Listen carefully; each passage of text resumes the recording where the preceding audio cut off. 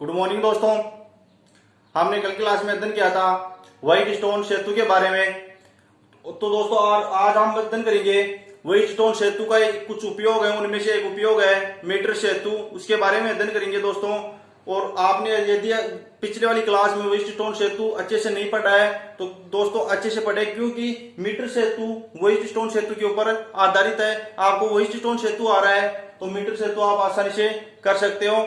और दोस्तों यदि आपने अभी तक मेरा चैनल सब्सक्राइब नहीं किया तो प्लीज दोस्तों सब्सक्राइब करें, लाइक करें और दोस्तों को शेयर करें। चलो दोस्तों हम बात करते हैं मीटर सेतु के बारे में कि मीटर सेतु क्या होता है। तो क्या होता है दोस्तों, मीटर सेतु व्हाइट स्टोन सेतु के सिद्धांत पर कार्य करता है। ये व्हाइट स्टोन सेतु के सिद्धांत पर कार्य करता है। तो दोस्तों और इसके मीटर सेतु के द्वारा अज्ञात प्रतिरोध का मान हम ज्ञात कर सकते हैं। तो हेडिंग डालिए दोस्तों आप मीटर सेतु, और इसमें नीचे लिखना दोस्तों मीटर सेतु व्हाइट स्टोन सेतु के सिद्धांत पर कार्य करता है। मीटर सेतु व्हाइट स्टोन सेतु के सिद्धांत पर कार्य करता है। यह एक ऐसा उपकरण है जिसकी सहायता से अज्ञात प्रतिरोध का मान ज्ञात कर सकते हैं। जिसकी सहायता से अज्ञात प्रतिरोध का मान ज्ञात कर सकते हैं। चलो दोस्तों हम अब चित्र को समझते हैं कि यह डायग्राम मीटर सेतु का डायग्राम है। तो यह डायग्राम किस प्रकार से क्या कार्य करेगा। तो दोस्तों डायग्राम बना लेना। इसके नीचे मीटर सेतु हेडिंग लिखे आपने, फिर इसके बारे में जो मैंने लिखा है वो लिखना और इसके नीचे ये डायग्राम बनाना। और दोस्तों ये एग्जाम की दृष्टि से भी बहुत ही इंपॉर्टेंट टॉपिक है आपका। आपको एग्जाम में पूछा था वो स्टोन सेतु के सिद्धांत पर मीटर सेतु को समझाइए, तो आप डायग्राम बना लेना और डायग्राम को समझो दोस्तों। इसमें क्या करते हैं, सबसे पहले हम 1 मीटर लंबा एक तार लेते हैं। किसका बना होता है दोस्तों, धातु का। एक कॉन्स्टेंटन और मैग्नीन का जो तार बना हुआ होता है वो लेते हैं हम कितना 1 मीटर लंबा। और इस ए बिंदु और सी बिंदु के एक बिंदु ए है और एक सी है, तो इन दोनों बिंदुओं के बीच में क्या है 1 मीटर लंबा तार है। इन दोनों बिंदुओं के मुंह के ऊपर कि इस तार का मुंह एक तो ए बिंदु के ऊपर है, एक सी बिंदु के ऊपर है। इन दोनों तार के दोनों मुंह के ऊपर क्या लेते हैं दोस्तों, धातु की ये पत्तियां लेते हैं। जो किसकी बनी होती है दोस्तों, एल्यूमिनियम की या आप तांबे की बोल सकते हो। ये एल आकार की पत्तियां लगी हुई होती हैं। तो यहाँ एल आकार की हम पत्तियां लगाते हैं दोस्तों। और इन दोनों पत्तियों एल आकार की पत्तियों के ठीक मध्य एक और पत्ती लगाते हैं।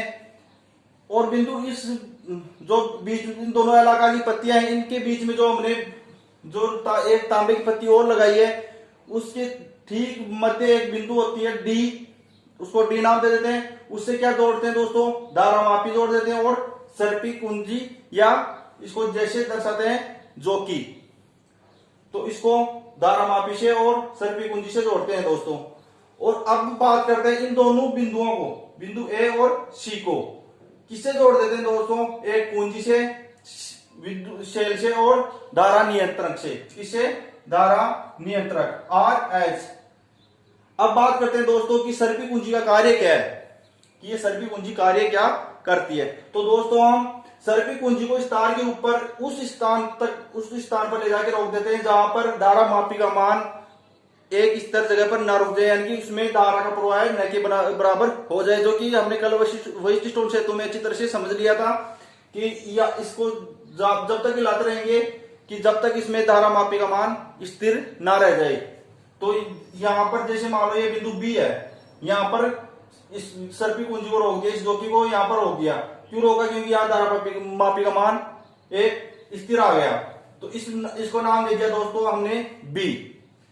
अब हम बात करते हैं कि दोस्तों इस बिंदु ए और बी, जैसे ये कितना मीटर 1 मीटर लंबा तार है, तो इसमें 1 मीटर में 100 सेंटीमीटर होते हैं। तो ये सेंटीमीटर में बात करें हम तो कितना लंबा तार हुआ, टोटल 100 सेंटीमीटर हुआ। जैसे ये तार है ए और सी, ये कंप्लीट कितना है दोस्तों, 100 सेंटीमीटर है, 100 सेंटीमीटर है।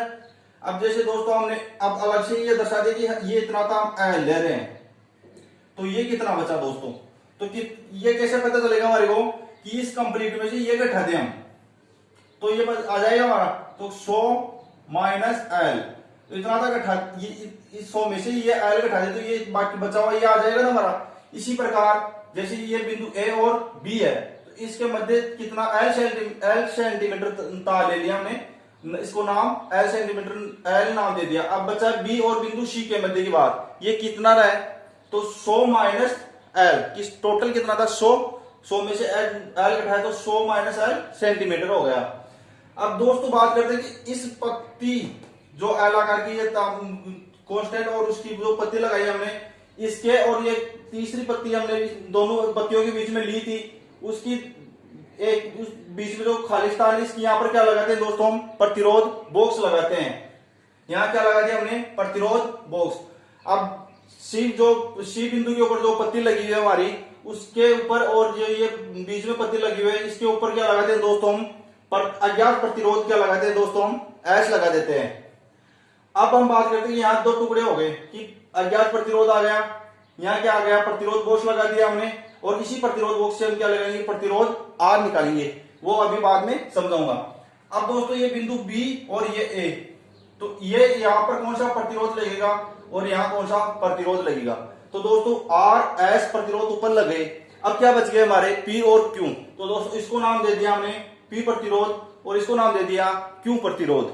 हो गए दोनों प्रतिरोध पी और क्यू। और यह हो गया एस जो कि हम पिछली वाली क्लास में पढ़ा था कि एस क्या है अज्ञात प्रतिरोध है और आर प्रतिरोध। तो ये चालू हो गए हमारे। अब बात करते हैं दोस्तों कि किस प्रकार से क्या कार्य करेगा। तो दोस्तों जब हम इस प्रतिरोध बॉक्स में से प्रतिरोध आर को निकालते हैं सबसे पहले क्या करेंगे दोस्तों ध्यान रखना इसको किस प्रकार से कार्य करेगा। और ये आपको प्रैक्टिकल में भी बहुत इंपॉर्टेंट है। प्रैक्टिकल एग्जाम लेने जो आता है आपका एग्जामिनर वो आपको प्रैक्टिकल करने के लिए भी ये देता है, तो प्रैक्टिकल की दृष्टि से भी ये बहुत ही इंपॉर्टेंट है और अच्छी तरह से आपको लैब में समझना पड़ेगा इसको। तो दोस्तों यहां से जब हम क्या निकालते हैं प्रतिरोध बॉक्स से प्रतिरोध आर निकालेंगे, प्रतिरोध बॉक्स से प्रतिरोध आर निकालने के बाद में हम कुंजी के को दबाते हैं, जिसके बाद में यहां से क्या होती है दोस्तों धारा बहने लगती है सेल से। जब सेल से धारा बहेगी तो ये यहां पर आएगी, यहां से बहती हुई यहां पर आएगी। तो दोस्तों इधर एक धारा तो इधर जाएगी और एक धारा इधर इस पत्ती में जाएगी। तो जो धारा इधर आएगी तो दो भागों में बट गई धारा, तो इसको I1 और I2 नाम दे दिया। तो इससे धारा I1 बह रही है, इससे धारा I2 बह रही है। ये धारा बहती हुई किधर आ रही है दोस्तों इस पत्ती में आ रही है। तो इधर कौन सी धारा I2 आ गई, इधर से पत्ती इस तार में धारा I1 वापस यहां पर आके I धारा हो गई। तो ये तो धारा प्रवाह करने का सिस्टम हो गया दोस्तों हमारा। तो चलो आप पहले दोस्तों इस डायग्राम को बनाओ। अज्ञात प्रतिरोध इसको नाम लिख देना दोस्तों धारा मापी। ये सर्पी कुंजी इसको जैसे प्रदर्शित करते हैं, ये धारा नियंत्रक, ये कुंजी, ये सेल, ये प्रतिरोध बॉक्स आर बी। ये आर है, इसको नाम बिंदु डी दे दो, इस बिंदु को नाम डी दे दो। ये एल, ये 100 माइनस एल सेंटीमीटर, ये एल सेंटीमीटर, ये 100 माइनस एल सेंटीमीटर। डायग्राम बनाने के बाद में दोस्तों आप लिखना रचना।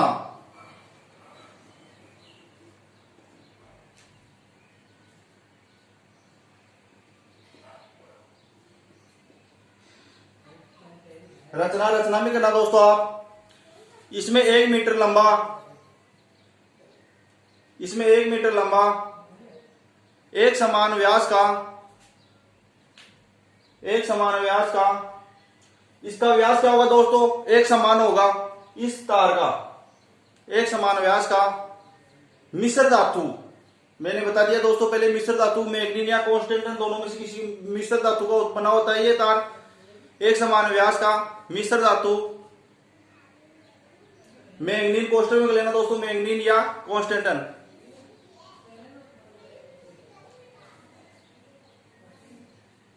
का तार एसी होता है, का तार एसी होता है ए और सी कि मिश्र धातु का बना तार क्या है दोस्तों एसी होता है। लकड़ी के बोर्ड पर बिंदु ए और सी पर जिस प्रकार से मैंने डायग्राम में समझाया उसी प्रकार से आपको रचना में लिखना है कि बिंदु ए और सी, लकड़ी के बोर्ड के ऊपर तो ये तार लगा हुआ हमारा, तो इस बिंदु ए और सी पर क्या लगाते हैं दोस्तों, दो एल आकार की पत्तियां लगाते हैं, इसी के बारे में लिखा रहा हूं। तो लकड़ी के बोर्ड पर बिंदु ए और सी पर एल के आकार की तांबे या एल्यूमिनियम की, किसकी, एल के आकार की तांबे या एल्यूमिनियम की दो पत्तियां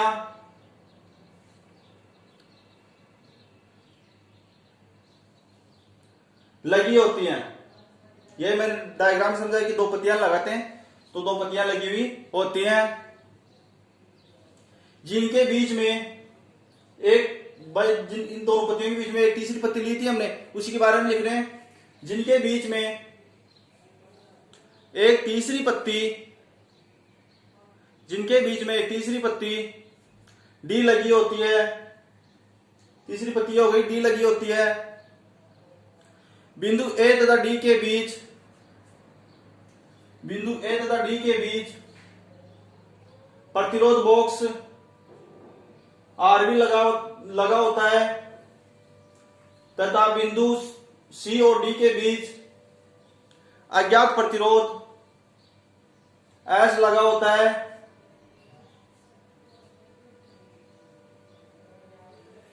भाई बिंदु सी और डी के बीच अज्ञात प्रतिरोध एस लगा रहे हैं, एस लगा होता है।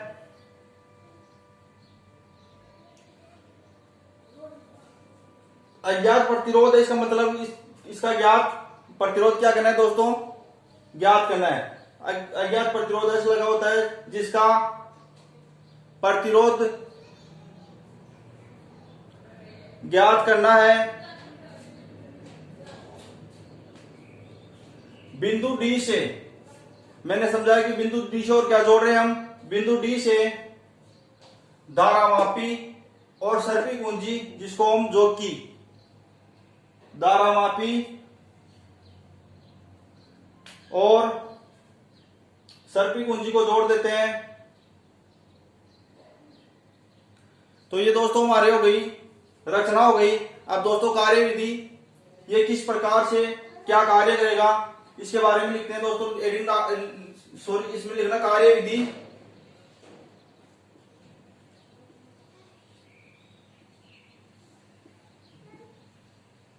कि दोस्तों ये किस प्रकार से क्या कार्य करेगा, तो इसमें लिखो दोस्तों कार्य विधि में सबसे पहले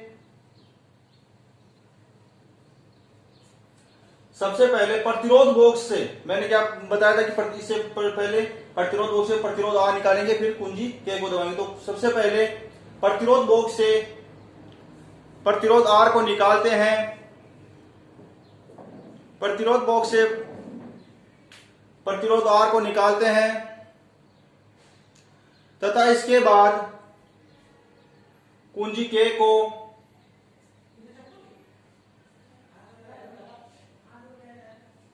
कुंजी के को दबा देते हैं, हम बंद करते हैं, कुंजी के को बंद कर देते हैं, कुंजी के को बंद कर देते हैं, जिससे परिपथ में धारा बहने लगती है। कि जैसे इसको कुंजी के को बंद करेंगे, परिपथ में धारा का प्रवाह होने लग जाएगा, जिससे परिपथ में धारा बहने लगती है।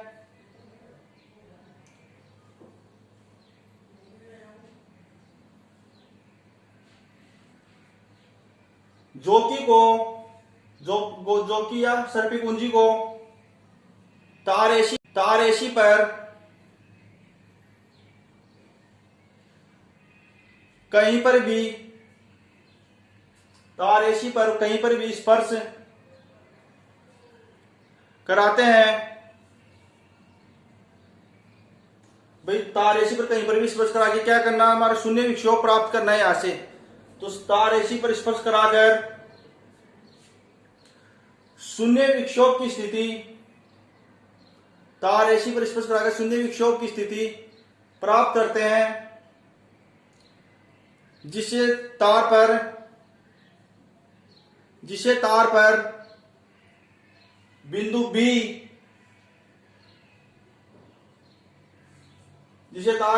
बी से व्यक्त करते हैं। अब इसमें आगे लिखना दोस्तों, इस प्रकार एसी कितने भागों में बट गई? 2 भागों में, ए बी और बी सी। इस प्रकार एसी 2 भागों में ए बी और बी सी में विभाजित हो जाती है। एसी और बीसी में विभाजित हो जाती है। ए बी और बी सी 2 भागों में हो गई विभाजित। अब दोस्तों नीचे क्या है, मान लो कि माना तार ए बी की लंबाई क्या है? एल है। तो नीचे लिखना दोस्तों, माना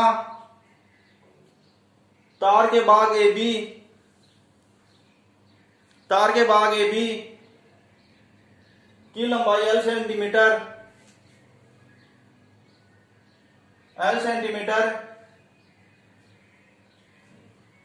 है तथा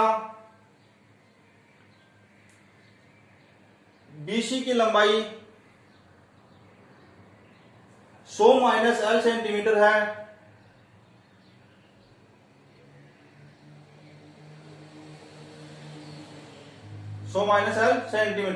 अब नीचे लिखना दोस्तों,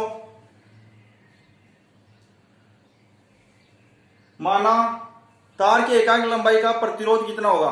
माना तार की एकांक लंबाई का प्रतिरोध कितना ही मान लो दोस्तों, मान रहे हम इसको कि एकांक लंबाई का प्रतिरोध अक्स सिग्मा रो कुछ भी मान सकते हो आप। तो माना तार की एकांक लंबाई का प्रतिरोध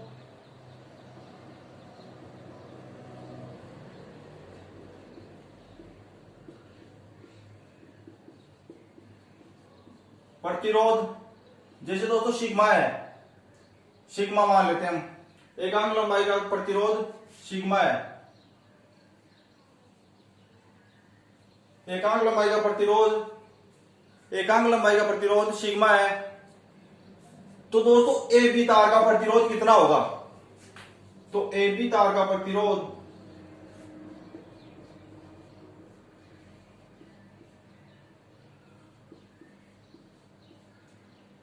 ये प्रतिरोध है,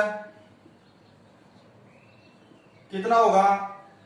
P इक्वल टू प्रतिरोध P इक्वल टू एकांक प्रतिरोध कितना माना? सिग्मा एल लंबाई कितनी है दोस्तों? एल सेंटीमीटर, तो सिग्मा एल। अब बात करते हैं बीसी का। तो बीसी तार का प्रतिरोध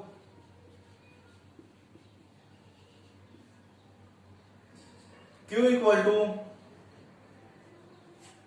सिग्मा, यहां नीचे लिख रहे हैं दोस्तों, Q इक्वल टू सिग्मा कोष्टक 100 माइनस एल सेंटीमीटर, यही है।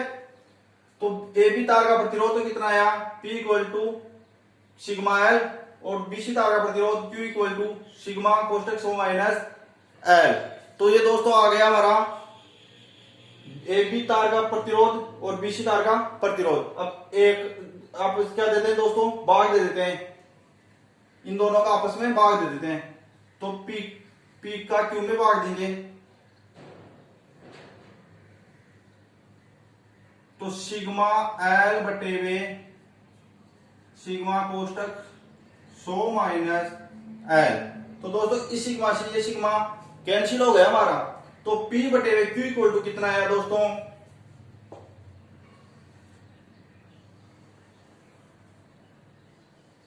P बटे वे Q इक्वल टू L बटे वे 100 माइनस L। P बटे वे Q इक्वल टू L बटे वे 100 माइनस L। यह आ गया दोस्तों हमारा P बटे वे Q का मान।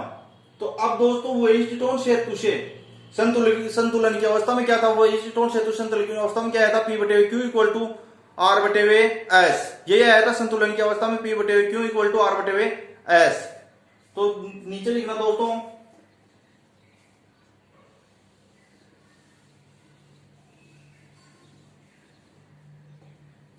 नीचे लिखना, इतना लिखने के बाद नीचे लिखना दोस्तों, वही स्टोन सेतु से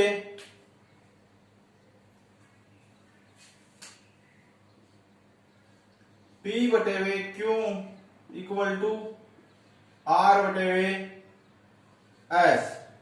यहां दोस्तों हम किसका P बटे हुए Q का मान रख दें, P बटा Q का मान कितना है, L बटे 100 माइनस L है, तो L बटे हुए 100 minus L equal to R बटे हुए S। अब यहां से अज्ञात प्रतिरोध क्या था दोस्तों, S क्या है, अज्ञात प्रतिरोध है, और इसी का मान निकालना है हमारी को। तो इसका मान किस प्रकार से निकालेंगे, पहले तो इसको वज्र गुणा कर लो, तो वज्र गुणा करेंगे तो इस 100 माइनस L के गुणा में क्या जाएगा दोस्तों, R आ जाएगा, तो R कोष्टक 100 माइनस L, और L के गुणा में क्या आएगा दोस्तों, S आएगा, L इंटू S, यह आ गया L S equal to R कोष्टक 100 माइनस L। अब यहां से क्या निकालना दोस्तों, हमारे को ओनली अज्ञात प्रतिरोध S का मान निकालना है। तो ये कैसे निकालेंगे, ये इसके S के गुणा में क्या है दोस्तों, L है, तो हमारा L यदि इसके बटे में आ जाएगा तो अज्ञात प्रतिरोध आ जाएगा हमारा, तो इसको इसके बटे में लिख देते हैं हम L। तो ये आ गया दोस्तों हमारा अज्ञात प्रतिरोध, और यही हमारे को सिद्ध करना था। S क्या है दोस्तों, अज्ञात प्रतिरोध, S इक्वल टू क्या है दोस्तों, हमारा अज्ञात प्रतिरोध R कोष्टक 100 माइनस L बटे हुए L, यह आ गया हमारा अज्ञात प्रतिरोध।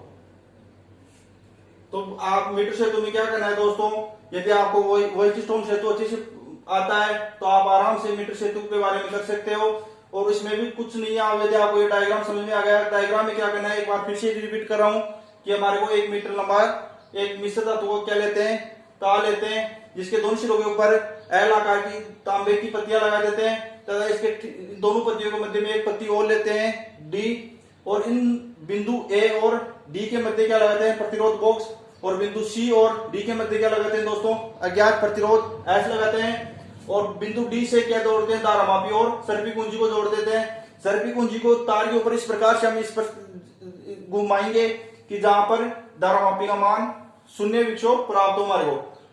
जैसे मान लो यहाँ बिंदु B के ऊपर हमारे को शून्य विक्षोभ प्राप्त हुआ, तो तार AC है, ये दो भागों में बट गया, यहाँ बिंदु B होगी, तो यहाँ AB और BC दो भागों में बट गया। जिस कंप्लीट ये 1 मीटर लंबा तार है, तो 1 मीटर 100 सेंटीमीटर, तो ये जैसे मान लो इसकी लंबाई L है, तो इसकी लंबाई कितनी हो जाएगी, 100 माइनस L सेंटीमीटर। यहाँ इससे बिंदु A और C के मध्य क्या लगा देते हैं, शेल, धारा नियंत्रक और कुंजी लगा देते हैं। अब ये कार्य किस प्रकार से करेगा दोस्तों, प्रतिरोध बॉक्स से हम क्या करेंगे, प्रतिरोध R को निकालेंगे और कुंजी के को बंद कर देंगे। उसके बाद में शेल से क्या होने लग जाएगी दोस्तों, धारा बहने लग जाएगी। जैसे ही धारा बहेगी तो धारा दो भागों में विभक्त हो जाएगी, एक तो I1 तो इधर और I2 पत्ती के माध्यम से ऊपर वापस यहाँ पे आके इस बिंदु C के ऊपर मिल जाएंगे, और यहाँ से वापस I बहने लग जाएगी। अब दोस्तों बात करते हैं कि ये अज्ञात प्रतिरोध आ गया, और यहाँ से प्रतिरोध R निकाल लिया।